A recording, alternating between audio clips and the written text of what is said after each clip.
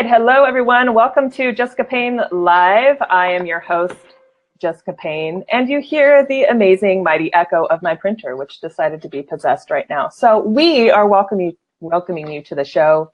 I'm really excited about the show today. I have an amazing guest. I say that every week, but I really mean it this week because this one knows me from my very first official job. So we have stories. She's a kindred spirit. She's amazing. She's a boss lady and absolutely inspires me from afar. But first and foremost, let me welcome you to the show. If you're joining me for the first time, welcome. If you're watching me here on Facebook, thank you. Don't forget to follow me and hit sign up, that big mighty blue button, to get one of these, which I've been told I need to mention more at the top of my show, which is my free cheat sheet, how to inspire action on social media in 5 simple steps. So you asked, here it is. Here's my quick promotion, and then we're going to go right into the show. This is where you can find my free cheat sheet, how to inspire action on social media in 5 simple steps. And this is because I get a ton of questions from you guys every single week. How can I start to create change, positive action, and actually get people to do what I want them to do on social? That's where you can find it, and I'll have a link in the comments. Promotion done. Now we can jump to the show. Allow me to welcome my guest this week. She has a lot of knowledge to drop on us. Her name is Emily Kealey, and she is the president and founder of an amazing agency out in Texas, here in the United States, called Conversation PR. Let me go ahead and bring her onto the show. Emily Kealey, welcome. Hi. Hi, Jessica. Now, hello. Welcome to the show, my friend. Let me give you some proper look. Okay, good. We've got our cards up. We've got everything. Emily, I'm going to try to do my best to give you an intro, but I'd really love to just jump right in and hear from you. Like I said, folks, she knows me from eons ago. My very first paid job in the industry, public relations, communications, is where I met this fine lady. And she taught me early on what integrity was. And you just struck me as someone who had poise. I was like, this girl has it together. I was just growing into my pods. I was just like the nerd and the glasses. And here you are walking down the hallway with like a folder and like pitching media. Like, you just had it going on. So that is my heartfelt intro to you. But I want to welcome you to my little show that could. And I'm going to be giving shout out to people. It looks like Rob Wheat is on. I think Chris Grondorf might have jumped on. I'm going to double check. Chris! But, Emily, give us a wave and tell us a little bit about Conversation Piece PR and kind of what you do. Yeah, so we're based here in Austin, Texas. And I founded Conversation Piece with the idea in mind, focusing on the culture first. I really wanted it to be an empowering place for men and women to come and have a place where they felt that their life was greater than their work. And a lot of times that's hard for, I think, clients to understand. But I feel that if your life, if you focus on the things that are important to you outside of work, you actually get better work for your clients. So, you can go home to your dogs or your guitars. To me, it's coming home to my kids and my husband and my cat and being able to cook every night for them. That's like my priorities. So I focused on the culture and the core values and the mission of who we were going to be. And from the inside, then we started to work our way out. And so with the core values, we also, we always seek out clients that also, I think, have a sense of humor and want to work together and want to be collaborative and want to be supportive and just want to go out there and kick some ass. So that's really what we focused on. And we've been in business for about 2 years, and I have 6 employees now. And we have a little office over near downtown Austin. So we're rocking it out and just, I think every day we try to show up and support and laugh and do great work. I love it. So you hit on something right away that I love, which is life is greater than work, which totally jives with me. We talked about this yesterday because my mantra is kind of a greater than, which I love, which is real is greater than perfect. And I think we're kind of saying the same thing. I think right off the bat, I think what a lot of people would love to know is, you and I kind of started off in our careers right around the same time. Here we are, I don't know how, running our own businesses. Yes. I've got a scroll in terms of like successes, not failures, but maybe lessons learned, key learnings. Key learning. Can you share with us now that you're kind of you're a boss lady, you're a bona fide boss lady running your own show, right off the top, if there's anyone who is kind of watching this show, male or female, who might be considering taking a leap, is there one piece of advice you'd give to them if they're a little hesitant? Because I think it's one thing to say, here we are, but you and I both have years and years of experience and hard lessons. And that is really intimidating to people who are like, well, I want what you have, but I've kind of got this sense of trepidation. Is there one piece of advice you would give to someone considering maybe exploring creating their own venture or business? I had a pie business before this. I was so kind of burnt out with PR. I was at the large agencies, and I got pregnant with my first daughter, and the margins are so thin in CPG, and I decided to fold up shop. And I spent about 3 months trying to figure out what I wanted to do, and I love marketing and PR, but I was like, well, why am I not doing it the way that I think I can do it?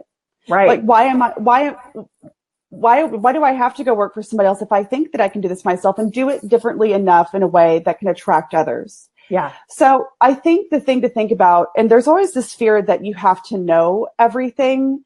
And let me tell you that you don't. You can find mentors. You can, like, I hate doing P&Ls. I hate them. But you can find people to do P&Ls for you and educate you on that. So if you feel like you've got a heart and I think the ability to embrace risk, and you love your idea so much, and I started out with a love for this idea that I felt that I had something to give. And I think that everything else starts to unfold for you, and you start to find people that can help you on your journey. I definitely do not know everything at all, but I do know that I've got a few superpowers, and I try to find people with, complementary superpowers to take us to the next level. And, the thing to remember is what got you here isn't going to get you there. So this idea that you're always going to be growing, you're always going to be thinking about the business and like, where can you take it? How can you diversify, or how can you expand? And I think that's really important to remember. So just know you don't have to know everything. You don't have to have all of the answers.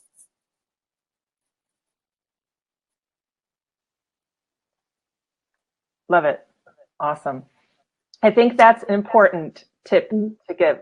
So I was showing a little bit of your website because your mantra and your ethos is amazing. But so you don't have to have all the answers. Tip number one.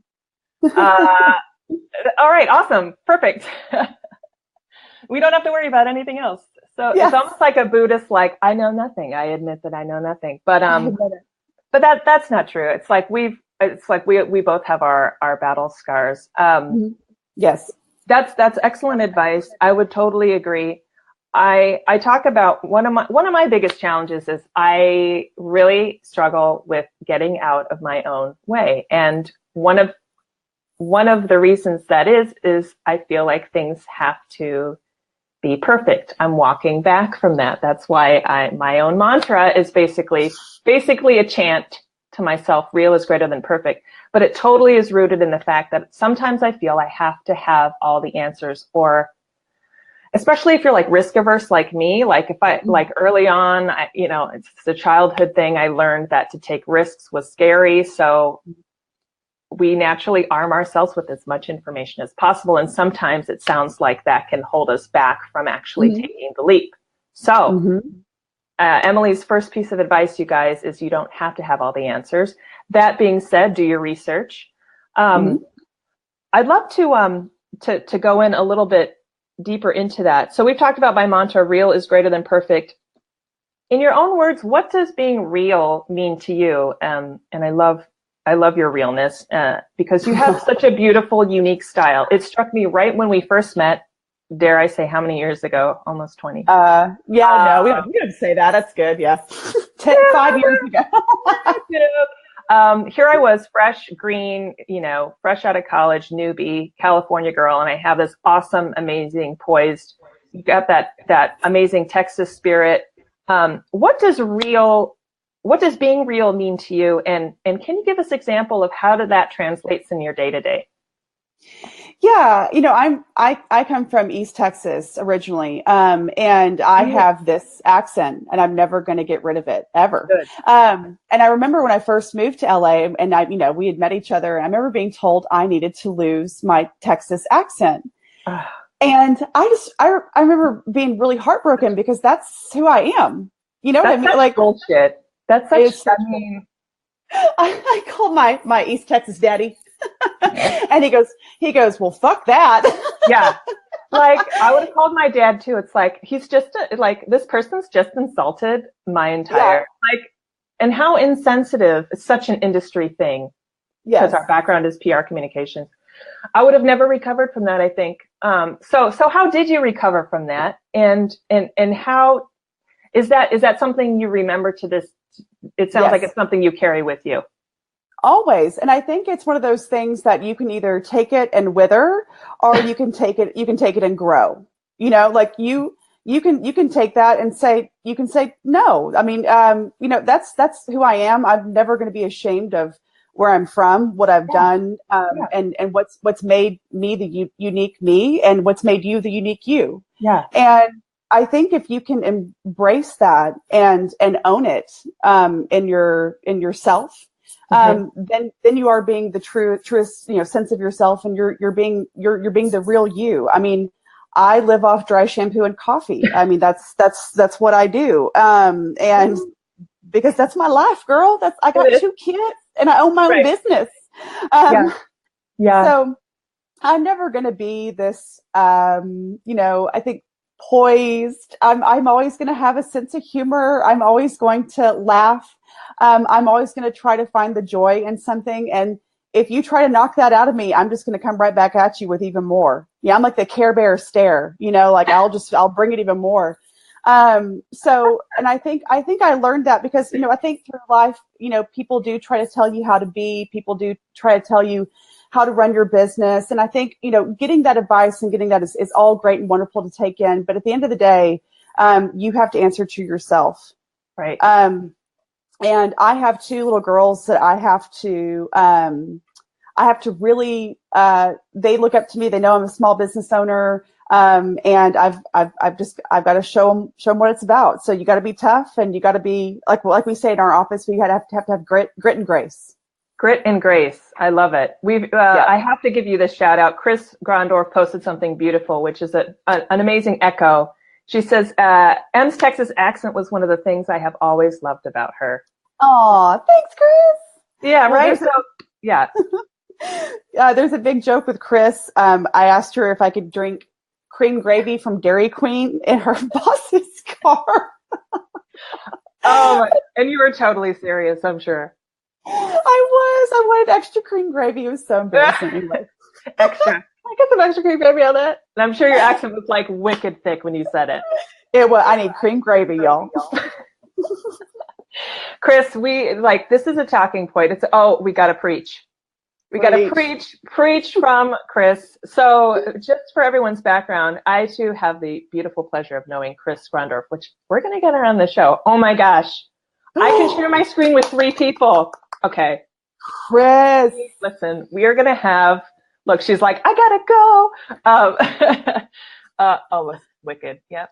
It's all coming out. I'm not from Boston, but I do like to reach back into the roots, and Wicked is from there. We should totally have Chris on, and we could do a total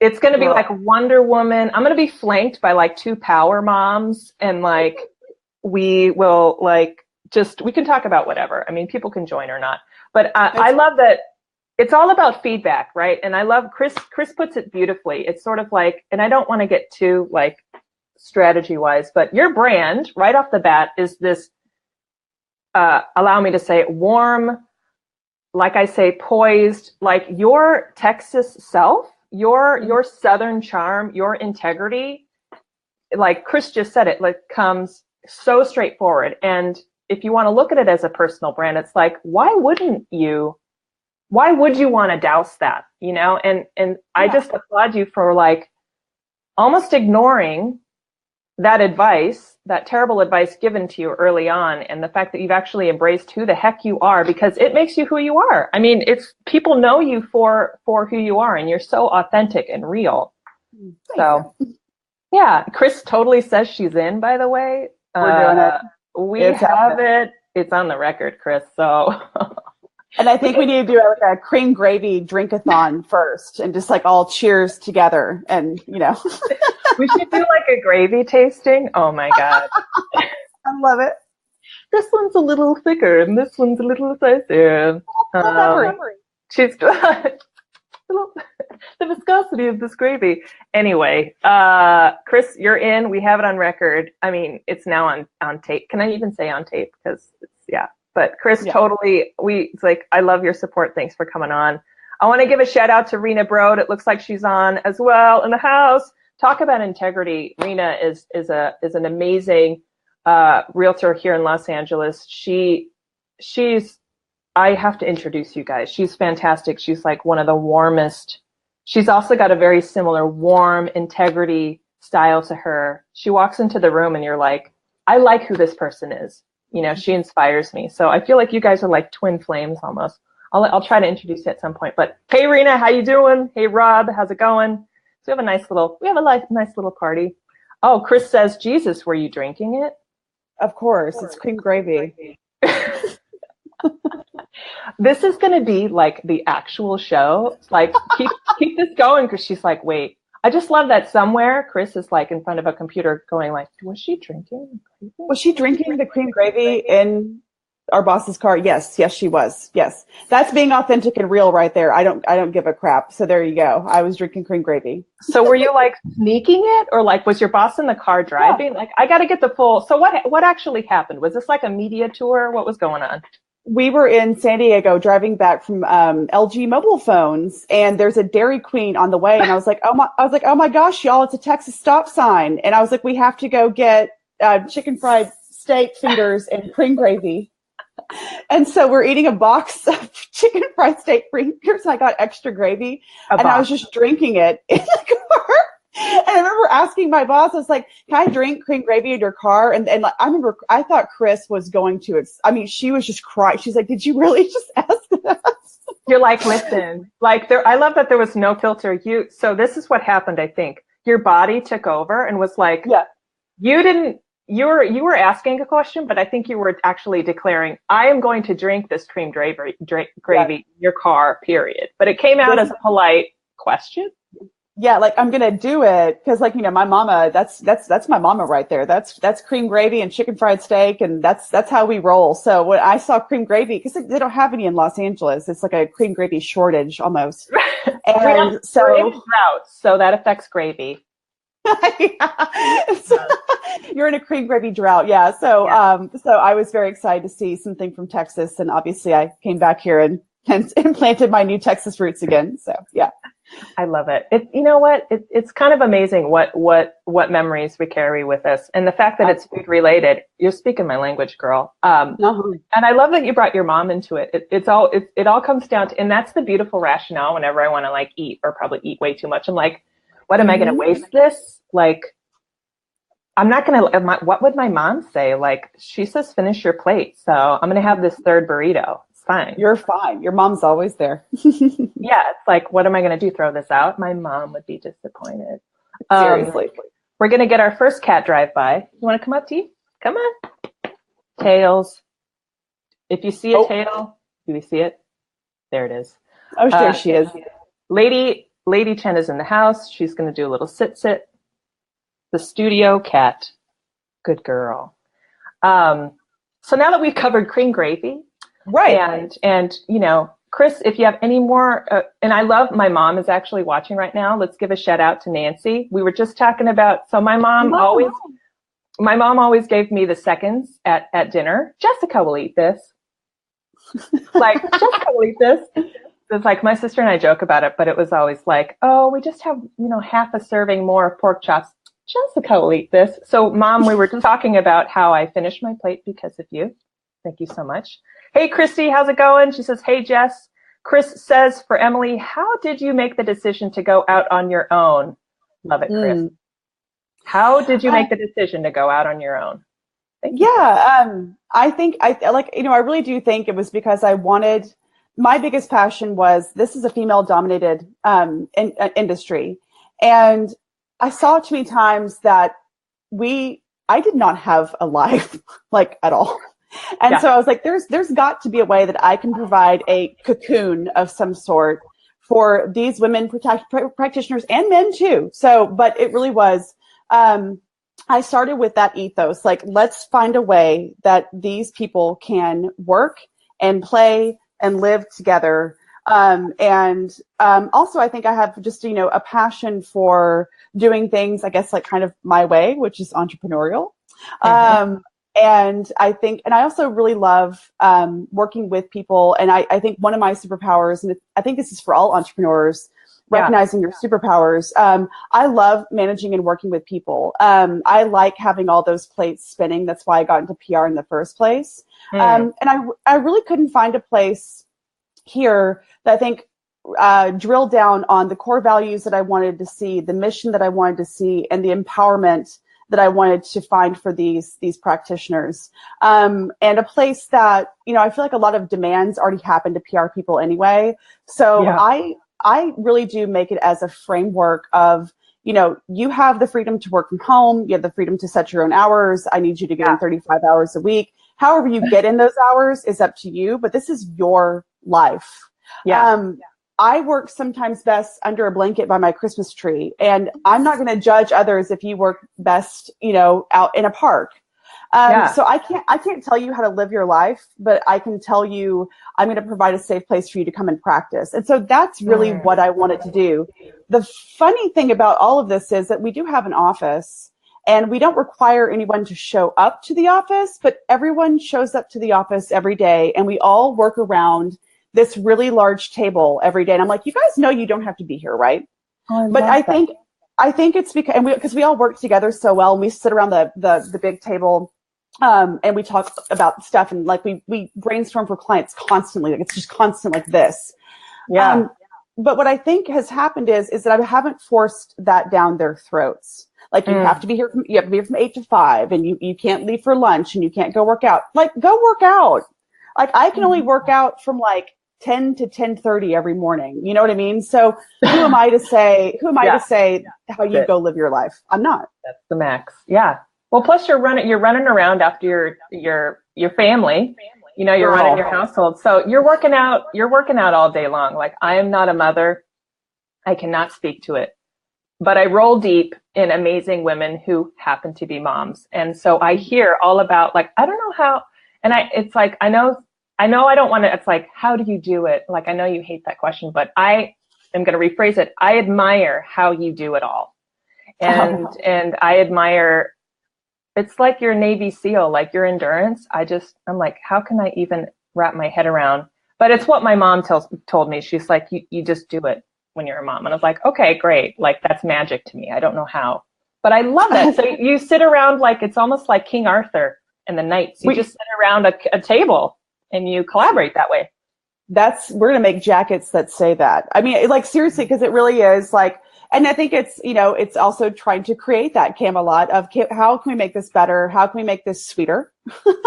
How can we make this kinder? How can we be good stewards and do great work? I really do believe, and like we have it in our scope of works, actually, like one of our things of a scope of work, we say, you should be having fun. You should be having fun with us. If you're not having fun, you need to come talk to me, because if you're not having fun, results are one thing, but you should be enjoying this experience with us. And if you're not doing that, then I need you to come talk to me about it. And so I think, and I think for moms too, I definitely do not do it all. I mean, there are priorities, and I think every, parent, everybody has, their priorities in life. And, mine is, we come sit around this table right here with our Harry Potter books, because Harry Potter is always near me. And we have a meal together every night. Some parents, it's, it's getting the bath, bed, brush teeth. every parent's different, but I think it's setting those priorities and holding on to those priorities. Did I get to have conversations with my children? Did I get to hear how their school day was? Have I talked to my husband for more than 15 minutes? Because sometimes that's all you get. But have we done that? Have we connected?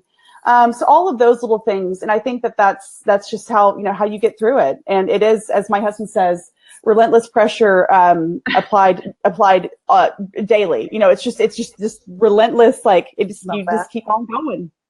I love that. And can we give him a shout out too? Because shout out to all the partners and spouses and word, because it's all about, this is like, we should do a whole show on like, behind every boss lady is a, you know what I mean? Like it does take a family, it takes a village, but I want to give a shout out. Like, I love it. My mom's on here. It's like, I've got some amazing colleagues and kindred spirits, Rena Bro, Christy. It really is about support. And we talked about this last week. It's sort of like, it's not just isolated to just women, but I think we do business differently. And I love that it's like, versus, we kind of are driven to support one another. Like I tell people there's two types of like marketing, and one is not my style. One is like a zero-sum game where for me to win, you have to lose. I don't believe that. I feel like everybody can totally win.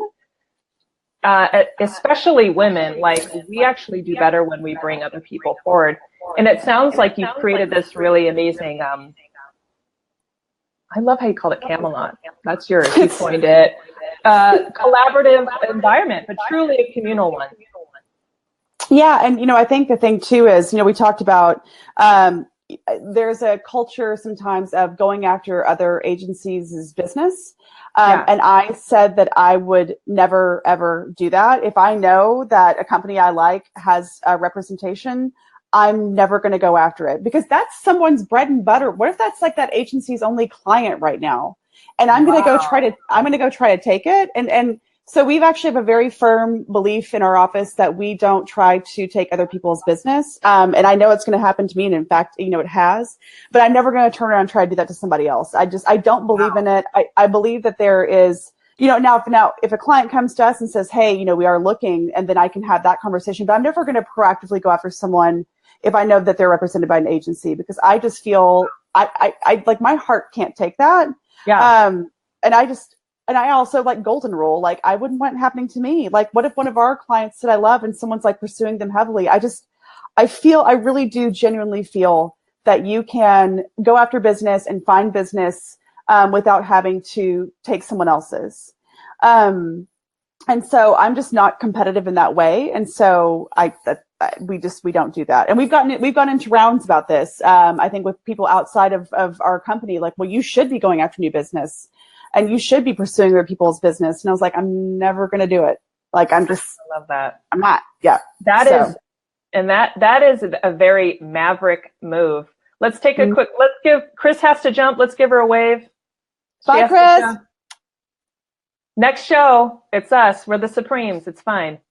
Gravy. Thank you, Chris, so much for your support. Thank you for the question. And you can watch the rest of this on the replay, but I love it. I love that support.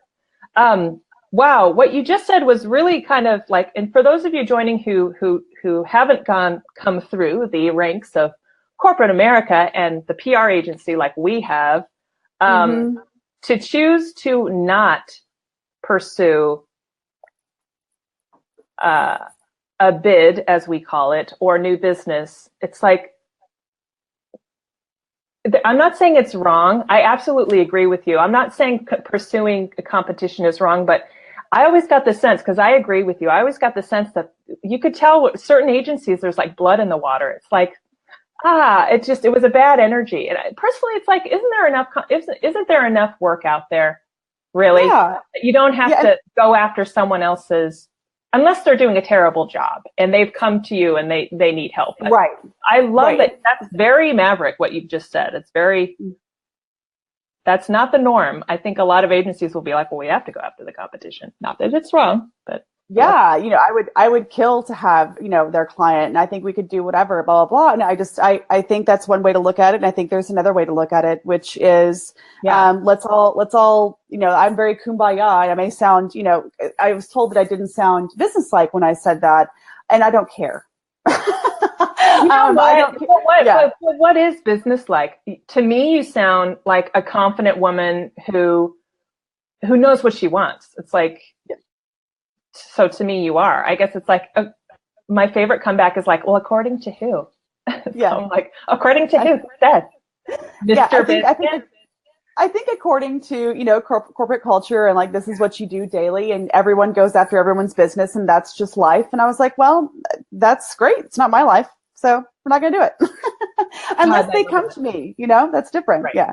It's different. Exactly. We talked a little bit about this and I'd love to hear from you, kind of shifting a little bit into business and life.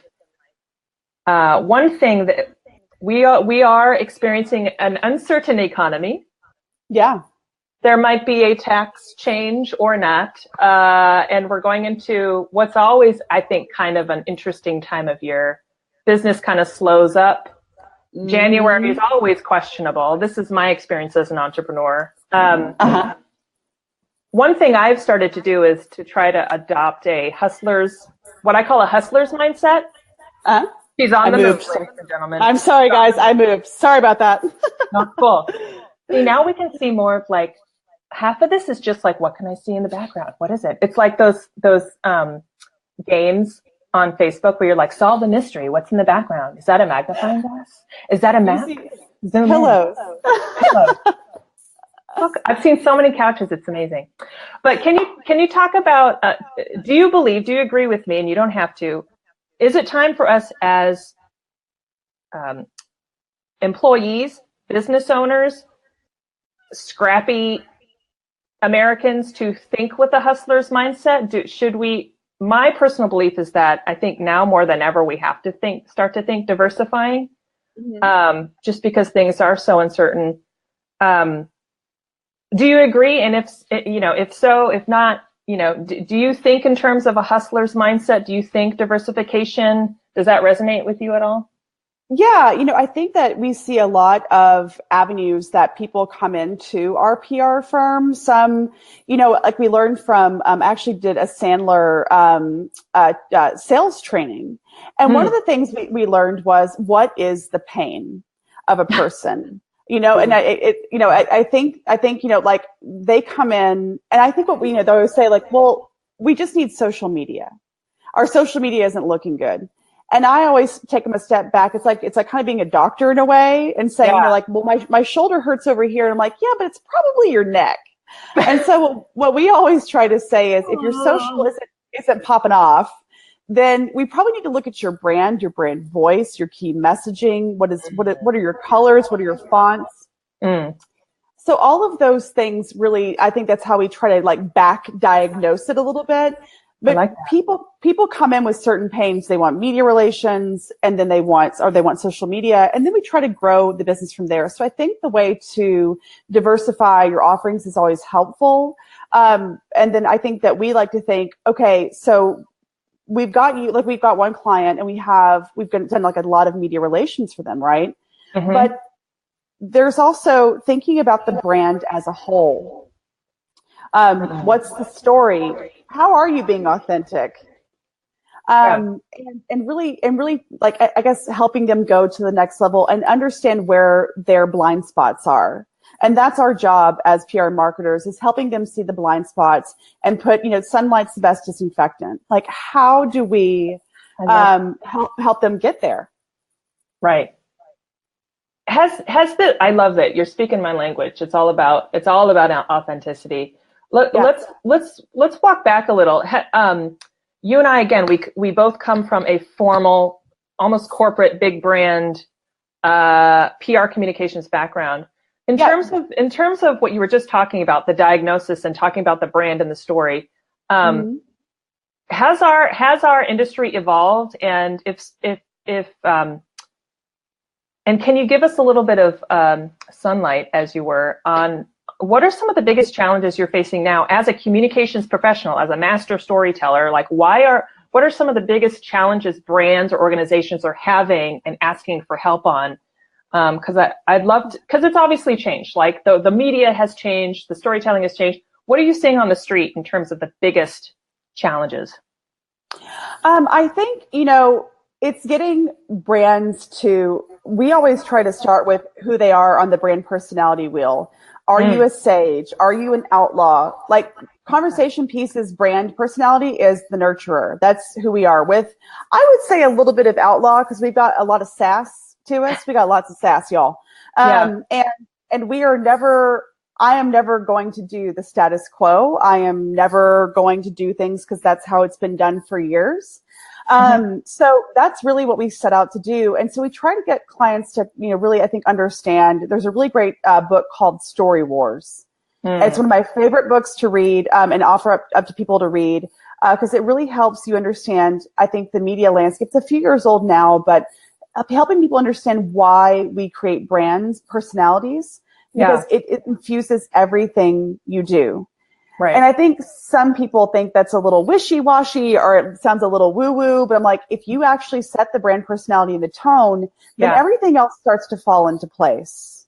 And so that brand personality applies itself to your social media, to your media relations, to how you choose influencers. And so I know that we're trying to educate our clients now on how this all comes together. And, back in our day, Jessica, it used to be advertising, PR, and then social media kind of came into it. And now it's all flat. Now it's all like one big fat circle, Yeah. It's all together. We touch it all. It's like we touch it all, but yet we specialize. But I remember conversations where like, we don't do that. We don't do advertising. This was like 15 plus years ago, y'all. But like there used to be a clear line, right? Yes. Between what agencies did and didn't. And now, like you said, it's totally flat. Like, which is beautiful because for people like us running a shop, we can just specialize in whatever we specialize in.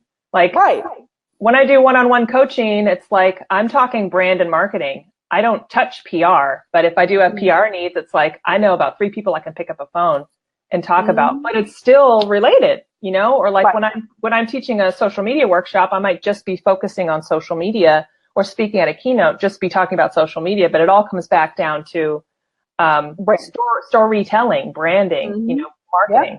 Yeah. Beautiful. What, is there a trend right now that you're the most intrigued or excited about in terms of our industry? Yeah. I think to me, like what we're focusing on right now at CPPR is immersive event experiences. They've been around a while for larger brands. So speaking of cats, I did the Friskies for More cat tour across America. And we traveled with this big house with these cats that could dunk basketballs and stuff. But what I love now is girl, where's my cat? I need my cat to come up here. But what I love is that I think a lot of these brands are connecting with people. I think a lot of it has been this online, opportunity, but I'm using a slang term, the IRL, like experiencing a brand in real life. And I love that it's not about doing this big grand thing, although sometimes those are really exciting and sexy. True. But to me, I like, there was Emily Weiss from Glossier does this. Love them. Yeah. And so she just said this thing at South by Southwest a few years ago that she said, we just invited a few Glossier and Boy Brow. There's like my skin, moisturize. Let's talk about Glossier preach. I love them. I use their moisturizer. Use them, Glossier.com. Okay, continue. Right. But Emily Weiss was talking about how she invited just like a few girls up and they were just masking on their sunroof. And that was it. It wasn't anything special. They were just masking and chatting and having mimosas, but it was a great brand experience. Yeah. And Gina, shout out. Gina says warm and fuzzy is our brand. I just wanted to give her a shout out. Trikaroo, shout out. I love that. So capture again for people who might not be familiar with IRL. So IRL is like immersive real life experience. Right. And I think it's thinking of the brand and how my cat's coming up here, and how we think about how do we interact with the brand and how do we bring it to life for people in a way that is immersive and lets them take away what they want to take away from the brand. Like we have a really exciting company that's an at-home test kit, and you get a pee in a cup, y'all, and but then you get a customized supplement protocol, and then you find out if your serotonin is low or if your dopamine is low. I mean, that is impactful. Yeah. So you can only capture that through a website so much, but can you imagine a clinician telling you why it's important to get your serotonin back up or your dopamine back up and how it's going to help transform your life?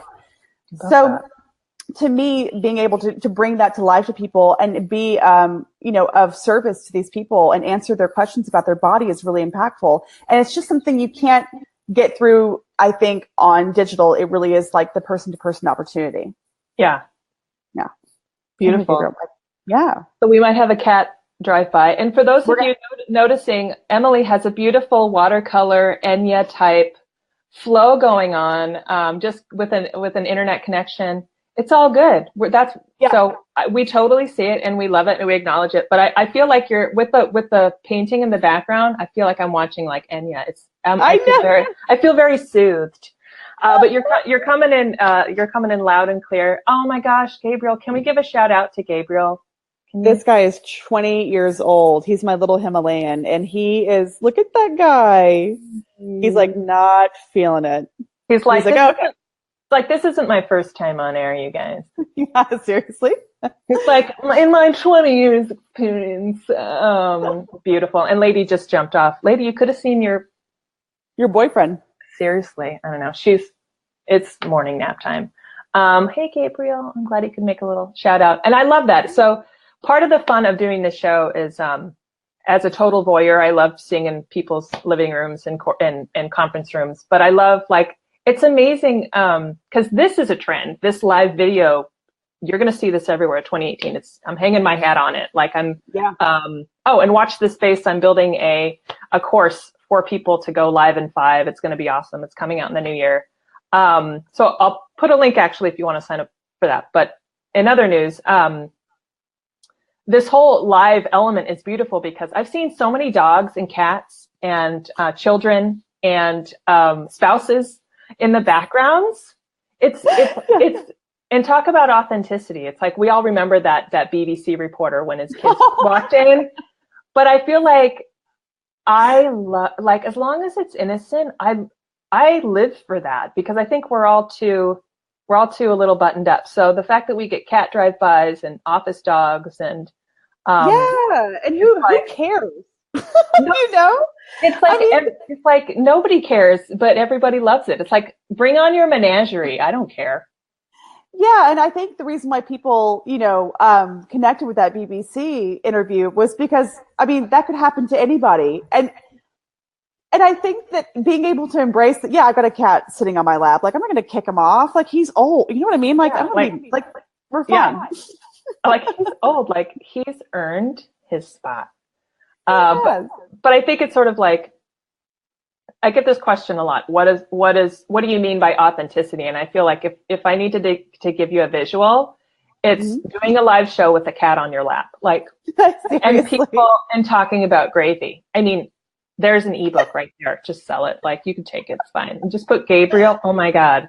Just be like, put you, Gabriel, and like a big cup of gravy. And just like, that's what's authenticity? Like, that's a flashcard. What's authenticity? And just hold a sign, these things. Yeah. But it's true. It's like, and for me, I like it because it has kind of a live improv element because I'm a planner. And if I had to really think about what I'm doing right now as an introvert, I would like never do this. But I love the technical glitches. I say that now. I like the real time. I like the cat drive-bys. This medium for me, I think, is going to bring something back to our industry, maybe that was missing, which is like just being real, like just being real. And I think if you are an introvert, I'm an introvert as well. Yeah. Everyone always thinks that I'm an extrovert, and I'm not at all. I'm a massive introvert, which is why I like all the plate spinning and stuff I get to do. But I like being able to just have an honest conversation and not feel like you have to be so poised and so, I don't know. So I think it's really, really impactful. And I think it's really important. And it goes back to, I think, also the brand, being able to ask brands to have the warts and all effect to it. Like there is something great about being, just being who you are and embracing that. And, there is a certain amount of polish and everything that's required for brands, but if that's not who you are, embrace it and go with it. That's the power of brands. Yeah. I love it. She's so good. She brings it back on message, people. And that's part of our job, right? It's like to our ability to bring things back to center. And this is, and I don't know how you can speak to this, maybe change names, but I know a lot of your experience has been on things like media tours, probably media training. Which I never really did early on. I think I went directly to more writing content, social media, but I can only imagine the challenges that you've faced with certain clients or personalities to like keep them on message. Can you share any anecdotes, or can you share any stories from that? Maybe working with, shall I say, challenging personalities? I think, there have been tons of times I've seen it go both ways, to be perfectly honest with you. Yeah. I've seen someone be so on message that you could be like, is the sky blue? And they're like, well, let me tell you about the mission of our company. And I'm like, okay. You're like, so no. And so and once again goes back to being authentic. Like you definitely want to get that message across. Yeah. But not keep hitting it so hard that when the journalists ask you an actual question that you're still, or a different question, that you keep trying to like unrealistically drive it back to your key messaging. Yeah. I think there is power in, number one, being yourself. The best spokespeople I've ever seen are the ones who I think say it from the heart, who really believe in their mission and their core values. Yeah. And who are able to, I think, answer the difficult questions or say, you know what, I don't know that, but let me get back with you. And there's a power in saying, I don't know that, and being vulnerable. It is okay to say, I don't know. Like it really is. Can we just let's just sit with that for a minute. Okay. It's okay to say, okay, right. It's okay. I need to take that on board and always. Yeah. It is okay. And a lot of us forget that. Yeah, well, I think it's going back to that perfectionist tendency, which all PR people tend to have, in a really, I think, a rational kind of way. It is really, really okay for you to say, like, I don't know this right now, but let me get back with you. And then, of course, your follow-up is the most important thing. Yeah. I mean, it's how you follow up and how you take the next step. You're not going to know everything. You are a human being. And, I know people are hiring you for your expertise. Yes. And they're hiring you, but there's also a thing of, I need to think on this for a little bit. Yeah. Yeah. Beautiful. Well, we can apply that in so many freaking ways. So many ways. Yeah. Like in business, but really in life. And kids. And kids and dating. And dating. Yeah. That whole thing. It's interesting though. It's like, where do we get this pressure to be perfect? We can't answer that in this show. That's just me talking. But it's interesting how that translates into challenges for you. It's like we've all had those clients, or like I'll even see it in my one-on-one coaching. It's like, relax. You can sell your business. You can promote yourself in a way that's completely you. And it's almost like my biggest challenge that I'd reflect is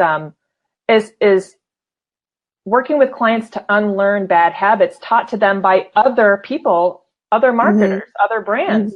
I think that might be why, in fact, I know that's why I was struggling with authenticity with my own brand. It's like, especially things like social media, it's kind of turned everything on its head. And we're struggling to just relax being ourselves because we're like, surely this isn't allowed.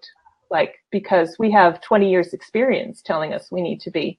And of course, being polished, being on message, professional, that's one thing. But my biggest challenge is trying to teach clients to unlearn these very stiff, kind of bad control habits. Are you seeing that? Yeah. Too? Well, and I think, there's a reason why everyone really liked Jennifer Lawrence, if we want to put into the acting thing. Like, she talks about eating food, and we can go back to the cream gravy thing. Like, she talks about eating food, and like, she's really tired, or she was out too late. It makes her a human being. Yeah. No, that's such a great example. She's so authentic. Probably, like, some would say she probably shares too much, but there's no mistaking who she is, right? No, and I find that refreshing. But I also feel like if you want to be buttoned up and polished, and that's what you do, like, do it, right. like go for it. But don't try to be something that you're not. And I think for forever I tried to be this super polished, and I'm sure I can be, but I had to let all of that go, because I am who I am. And when I found that I had the most anxiety and when I wasn't being successful was when I was trying to be something that I wasn't. So like, why fight it? And I do see the best, I think about like Richard Branson, Virgin Airlines. Yeah. That guy, some people may find him brash or whatever, but he's just being himself. So I think that there's a power to being yourself if you're comfortable enough in your own skin. Some people do need to have that cloak of putting on something and then taking it off when you get home. And I get that too. I totally understand that, but I think it really depends on what makes you comfortable and what's going to make you a powerful spokesperson or practitioner, mom, whatever it may be. That's going to be the authentic you, for sure. My cat's still here. Of course. And again, you brought it back to gravy. I think, Jennifer Lawrence is such a great, so everyone watching and listening, if you need an example of everything we've talked about, authenticity, next to Emily, I would say Jennifer Lawrence is a great example. I think we all know who she is. And you can bet that she's been media trained. She's poised. She can carry herself, but there's no mistaking. And I say this too. We were just having this conversation last week. That it's like, because people ask me, they're like, "Well, how do I know when I'm being authentic?" I was like, "Well, if people look at you and they have zero questions, if there's no mistaking, you are who you are. If you're just naturally exuding your own sense, and if there's no question, like a Jennifer Lawrence, or I use Madonna. I'm like." Madonna may have changed her brand over the last 30 years, but there's never been any question that Madonna doesn't know who Madonna is at that moment or full on. Angelina Jolie's another good example I give, because her career has totally changed. She's gone from like bombshell to like UN ambassador. And so just looking at her, you'd be like, oh, she's changed personalities all the time. It's like her image has changed, but I would say that there's never been a question that Angelina Jolie doesn't know who she is. Like, that's a deep rooted, and she's hella authentic. So Jennifer Lawrence is another good example of that. So. Yeah, and I think her priorities have changed. I think that's okay. Like you go. I mean, that's awesome that you're Tomb Raider, but then you don't want to do Tomb Raider anymore because now you've got 6 kids, and so you want to go be a good ambassador. So I think it's remaining true to yourself, and I think you have to answer the question of like, how do I know when I'm being authentic? You should feel that. I mean, that it's that moment that you're not holding anything back, and then you feel okay about it. Yeah, and just be yourself. It's just like from Aladdin, like, be yourself. Like, Aladdin is a good one. If we were to pull from the Wayback Machine. Totally. Yeah. That's great advice. And I think that's a great kind of final question. It's sort of like, your priorities are going to change in life and business. So how do you traverse that and ensure that you are authentic the whole way, knowing that there's going to be challenge, probably mistakes being made, lessons learned?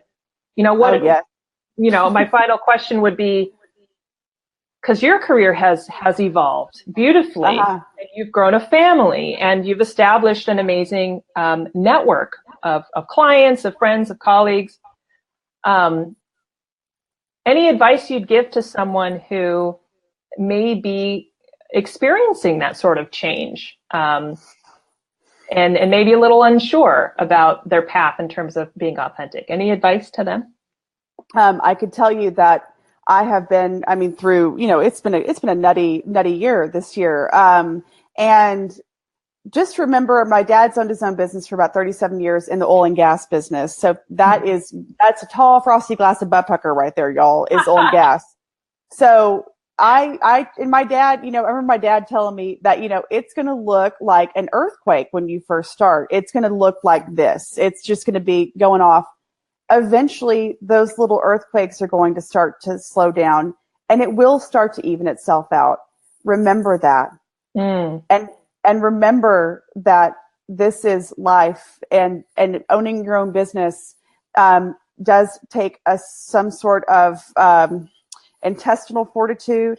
And if you can remember that things are going to happen to you, if you can remember how you take those things and internalize them and spit them back out into the world in a positive way, you are set. Nothing can get to you. And that's a really hard thing to remember, because people and stuff is going to happen. It's going to happen, y'all. And if it's happening to you, you're doing something right. So just remember that. And take that with you, but it's how you take it and how you learn to internalize it and then use that for good in the world. The better off you are going to be and the more successful you're going to be.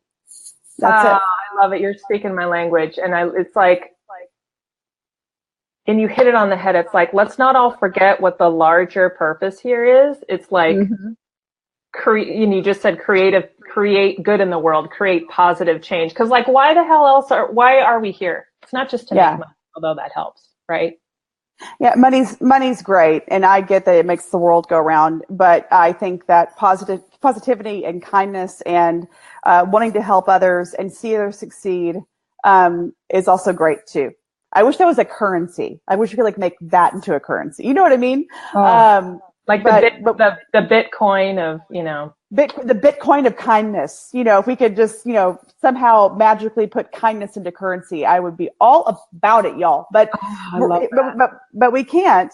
But you can turn that into a currency for yourself and for others. And remember that. And remember that as you start your business, or as you grow your business, that will take you far. And I really do believe that. And I sound mushy, and I don't care. I love it. No, you don't sound mushy. You're basically speaking to why I think we're all here and we struggle. And I love that.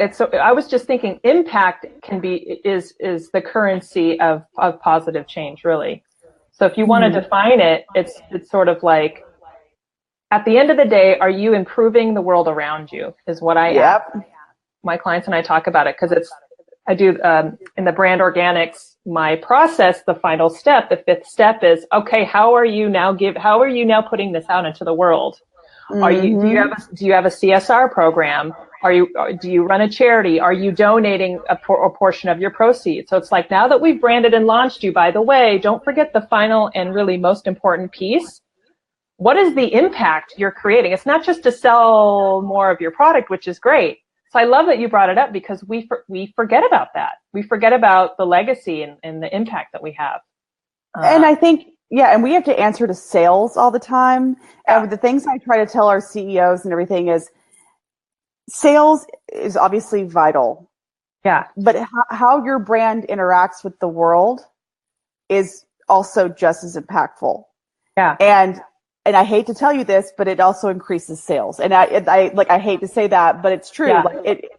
It can help get you to that bottom line that that you're looking for. You've got to be able to be a good, solid brand. You have to be authentic, and you have to champion and steward others. You really do. I love that. So this is a good call to action. And I just put it up there. Impact is the currency of positive change. So good call to action to wrap all this up from Emily is and I'm going to impart on you is, ask yourself if something is missing. Okay. How are you impacting the world around you? Or just bring it home a little closer to home. Is there a positive change you can create for your customers right here today? Can you surprise and delight them? We are in the season of warm and fuzzy and red Starbucks cups and probably extra large mugs of gravy for Emily. Yeah. So here's a good call to action. What's the cup of gravy that you could give your clients today that show gratitude, appreciation, and maybe encourage them to pass it along? Like that? That was a stretch, but I brought it back in. You like that? I love it. Bring it back to cream gravy. Well, and I think it's thinking of your customers and like how you can continue to be a better resource for them. What can you do? Is it through a Halo program, which is what we're talking about? Is it through surprise and delights? Is it through, surprising someone, or is it doing something good in your community? Remember where you are, remember who you are, and remember where you operate and why it's important, and think about your community. And what good have you done today? It's not all about sales. Sales is great, and I get it, but it's about all the other stuff too. It has to be. It has to be. Hey, Jerry Morales just joined us. He's awesome. He was one of my very early guests. So, hey, Jerry, thanks for joining us the last couple minutes. Those are really great words to end on, I think. I am so going to ask you to come back on the show, if not, again, just to talk about cream gravy. But we just started a whole new conversation on, I think, paying it forward and purpose, which, like you said earlier, like that can get really woo-woo, but you put it in such beautiful context in terms of, and maybe this is the next time we meet, we ask that question, okay, what surprise and delight, how can you bring a positive change or an impact, dare I say, strategy or ideas to your clients? Because it is a question I get, and I think a lot of people, especially right now, want to create positive change. And where do we spend all our time and money and resources? Our business. So ideally, we would use our business to do that. But right, exactly. Well, we are at the top of the hour, so Emily, I will let you go. But for everyone, thank you for watching. We're going to let Emily sign off. If you have questions for her, a lot of people watch this on the replay. So if you have questions for Emily about Conversation Piece PR, if you need media relations, she's the gal. If you want to talk social strategy, branding, DM me and I'll put you in touch with her. And of course, if you are in Texas, you should just go drop by and bring her some gravy. Bring me some cream gravy. Austin, Texas. Yeah. Y'all come on by and we'll talk cream gravy. Which should just be like your calling card. Like that should be on your business cards. Cats and cream gravy on there. Seriously. Emily, thank you so much for joining us. I think we had a great discussion, tons of questions. Thank you, everyone. Gina, Chris, Christy, Rena, Mom, Nancy, Jerry, everyone, thank you and of course, if you're watching it on the replay, let us know. I would love to ask Emily any questions you have. I will link to her website and her Instagram so you can absolutely follow her. You want to make sure that you're watching all the amazing stuff to learn more about IRL as well. So, Emily, any parting words before we let you go? No, just everyone keep your head up. And I also want to give a shout out to my best friend. Yeah. You always need a best friend. My friend Carrie. You always gotta have a rock and a girl that you get to talk to, and we go on date nights every night, every week. So that's I gotta give a shout out to that girl too. But yeah, I think that keep your head up. You're thinking about doing this. Just remember, you don't have to have all the answers. It's gonna be okay. It's gonna be okay. Emily said so. So So if anything goes wrong. Emily, thank you so much. And I love that you gave your bestie a shout out. It's all about support, right? And community. Of course. Absolutely. Well, Emily, we're going to let you go. Thank you again so much. Bye. Thank you. Love you. Love you too. We'll see you soon. Bye. All right. Bye. Isn't she flippin' fantastic, you guys? We are at the hour, so I am going to let you all go. Thank you, everyone, for watching. Emily Kealey is amazing boss lady. If you are just joining now, we're about ready to wrap up. Just hit the replay button to watch. If you're following me over on YouTube, jump over to Facebook. Find me at Jessica Payne Official, which I'll put my handle up here, and you can make sure to find me on Facebook. That is where my episodes air live. And then, of course, they're pushed out to YouTube. If you are on Facebook and you're wondering where I am on YouTube, I have a ton of content over there as well, including actual audio files from my podcast. We've got how-to videos. So jump over there, help me get my numbers up, subscribe on the little channel that could. And people are starting to ask about that. I'll put a handle to my YouTube channel in the comments, but you can just search Jessica Payne Strategy if you want. Other than that, I'll also put a link to my ebook. I'm creating a new one. And I will talk a little bit about the live mastery show I shared. So this show has been really flippin' successful. And I enjoy it, which you got to have too. Otherwise, why the heck spend so much time doing it? So this isn't really public, but I'm letting you know now. I let my Secret Squirrel mailing list know about it last night. I am in the final touches preparing a really cool, do I say course? It's like a membership insiders club all about live show mastery. And I'm not going to tell you to spend like $900 getting a camera and doing that. No, this is designed for people like you who can, so that you can go live, what I'd like to say, go live in 5. So, and if the idea of going live using video content to like explode your social media, if that's terrifying, that's totally fine, because I'm an introvert and it was terrifying for me. Like, I resisted video forever, but what I'm finding now is it's actually the best platform for me. So I'm launching this course at the top of the year, the new year. If you're interested, DM me here. You can also email me or just shoot me a message on social media. Let me know. I'll put you on the special mailing list for that so you can get a sneak peek. But essentially every single, about every 30 days or so, you're going to get some insider actionable steps on how to improve your show. But again, it's designed so that anybody can go live in 5 minutes and then you can improve your show. And the only reason why I'm talking about this, because I'm wicked cynical, is since starting my live show about 2 months ago, I've gone from 0 to 5K views in just one episode. My engagement increased the first week alone. My engagement increased like 130%. It's brought in new business. My website traffic has increased by like 25-30%. What else? I'm grabbing more followers on my social media, not just on my Facebook channel, but my Instagram and other channels. Like, there's an increase. And I have to tell you, before I was doing the show, I was facing the similar challenge I was with clients. Like, my engagement was like stalled. It was dipping. And that's because Facebook only likes video.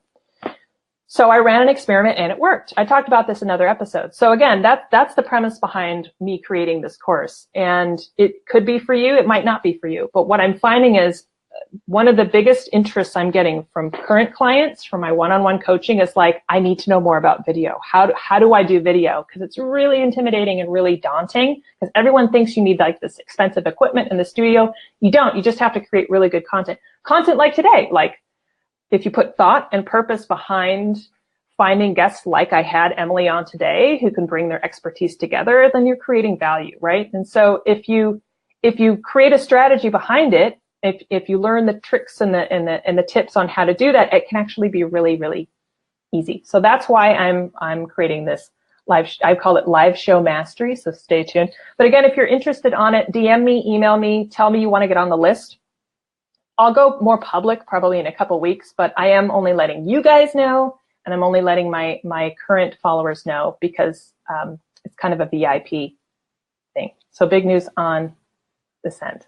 So that should do it. If you have any questions, let me know. I'm going to say a nice little goodbye to everyone who's on. Let's see if I can do a quick shout out. Chris, Rena, Christy, Gina, Mom, Jerry. Who else? I think that's who's on right now. So thanks everyone for watching. You can catch me here on Facebook. We have a great interview next week with an awesome sauce person, Stephen Healy, I believe, who's like the live video show king out of England. He's like wicked. He's amazing. Otherwise, I'll see you on social media. Thank you guys so much for watching Jessica Payne Live. This show's fun, and I'll let you go. Have a beautiful day. Have a beautiful night if you're watching me from around the world. And I'll see you guys next week. Bye-bye. So long. Farewell. Dee, dee, dee, dee, dee, dee.